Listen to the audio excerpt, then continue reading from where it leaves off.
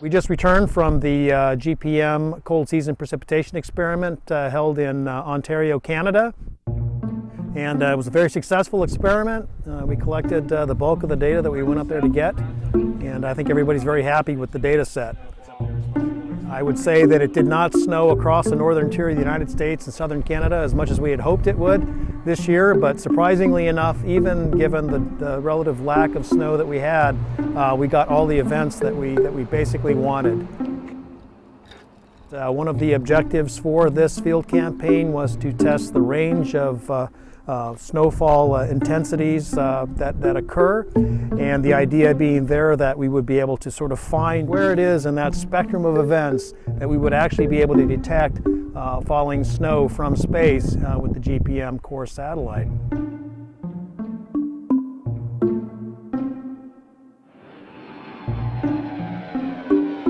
Through the duration of the campaign, we went the full 6 weeks using all the aircraft hours that were available to us on the DC-8. We flew about 14 missions for a total of about 75 flight hours.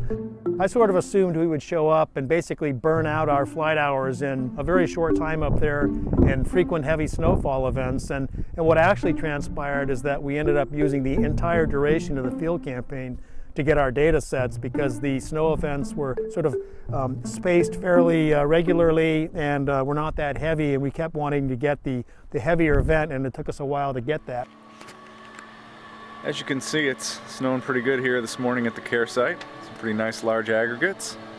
This is exactly what we're looking for, and it just keeps coming down. So we've completed the GCPEX experiment in terms of being on the ground and collecting the data. Now a phenomenal effort actually goes into quality controlling all of the data that we collected. That is, to make sure that all of those data sets that we collected are usable, that there's no bad data in the data sets. And that has to be done for the huge number of ground instruments that were deployed, both radars, direct measurements of snowfall using gauges, particle imaging systems, all of those data on the ground. And then you have to move to the aircraft data, which is also very complex because you've got several different probe types that were flying in the clouds, looking at different aspects of the precipitation. And all of that data has to be quality controlled. And then finally you have the satellite simulator, or the DC-8 that carried the radiometer, the Cosmi radiometer, and the APR-2 radar.